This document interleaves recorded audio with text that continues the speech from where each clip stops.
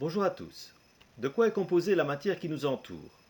Quels sont les états de la matière et comment les modélise-t-on? Quelles sont les propriétés des états physiques de la matière? Découvrons ce sujet maintenant. Imaginons une éprouvette dans laquelle on verse 10 ml d'eau et du colorant alimentaire. On obtient donc de l'eau colorée. De cette eau colorée, on prélève 1 ml que l'on va mettre en même temps que 9 ml d'eau dans une autre éprouvette et l'on obtient ceci.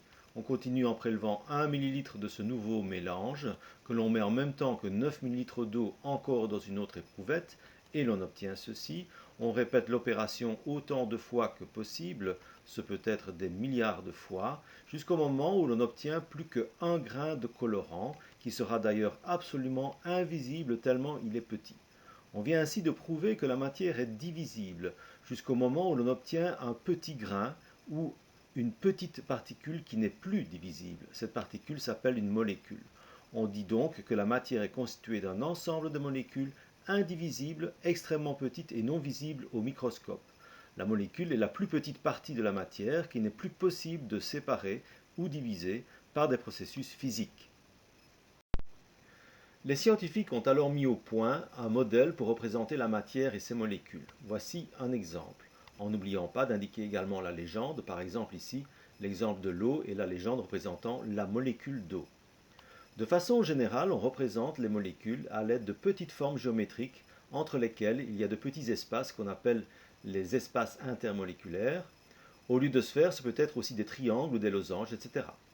Donc, toute matière est composée de molécules. Une barre de fer est composée de molécules de fer.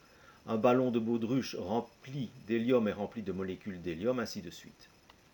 Un même corps peut se trouver dans 3 états physiques différents. Prenons ici l'exemple de l'eau. Comme tous les corps, l'eau peut se retrouver dans les 3 états physiques, solide, liquide et gaz.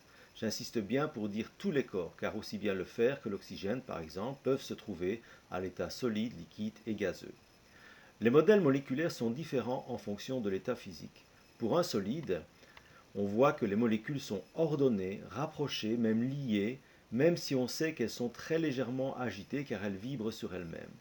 Comme elles sont liées, on peut représenter les liens entre les molécules, mais ce n'est pas obligatoire. Pour les fluides, qui sont en fait les liquides ou les gaz, on les appelle fluides car les molécules sont mobiles, on représente des molécules comme ceci. Les molécules sont plus agitées puisqu'elles sont mobiles, d'ailleurs un liquide bouge dans son récipient. Les molécules restent parfois rapprochées, elles ne sont pas ordonnées, ne sont pas non plus liées.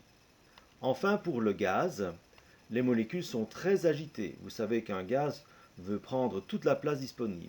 Les molécules sont donc en même temps très éloignées, non ordonnées et non liées. N'hésitez pas à mettre la vidéo sur pause pour bien visualiser les 3 modèles moléculaires en fonction de l'état de la matière. Quelles sont les propriétés de chaque état de la matière? D'abord, les volumes des corps peuvent-ils varier si l'on a affaire à un solide, liquide ou un gaz? Si l'on comprime un solide avec une force raisonnable, bien sûr, son volume ne changera pas. C'est par exemple le cas si on met de la farine dans une seringue ou que l'on ferme le bout de la seringue, on n'arrivera pas à faire avancer le piston. Pour un liquide, prenons de l'eau, il en va de même. Les solides et les liquides sont incompressibles, c'est normal car les espaces entre les molécules sont très petits. Donc, s'ils sont incompressibles, on ne peut pas faire varier leur volume pour autant que la température reste constante, auquel cas on parlerait de dilatation des corps sous l'effet de la chaleur. Par exemple, la propriété des liquides incompressibles est utilisée dans les ascenseurs pour les péniches sur les canaux. Et les gaz? Savez-vous que les espaces entre les molécules sont très grands, donc ils sont compressibles, le volume est donc variable. La propriété des gaz compressibles est utilisée notamment lorsque l'on gonfle tous les pneumatiques, comme les roues de vélo ou de voiture. Voici d'autres propriétés qu'il convient de vous rappeler. D'abord, la surface libre d'un liquide en équilibre qui est plane et horizontale. Si on incline l'éprouvette suivante, on observe que la surface du liquide est bien horizontale. Elle doit être bien évidemment en équilibre au préalable, c'est-à-dire qu'il faut attendre que le liquide ne bouge plus dans le récipient. Si par contre, après inclinaison, la surface n'a pas bougé de position par rapport à l'éprouvette, on est alors très certainement en présence d'un solide. La diffusion maintenant. Si on plonge de l'encre dans de l'eau par exemple, les molécules vont s'éparpiller d'elles-mêmes dans tout le liquide. On dit que ce corps diffuse dans le liquide. Cette propriété est valable tant pour les liquides que pour les gaz, donc pour tous les fluides.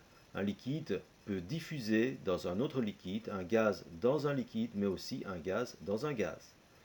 Voilà, cette vidéo est terminée. À très bientôt.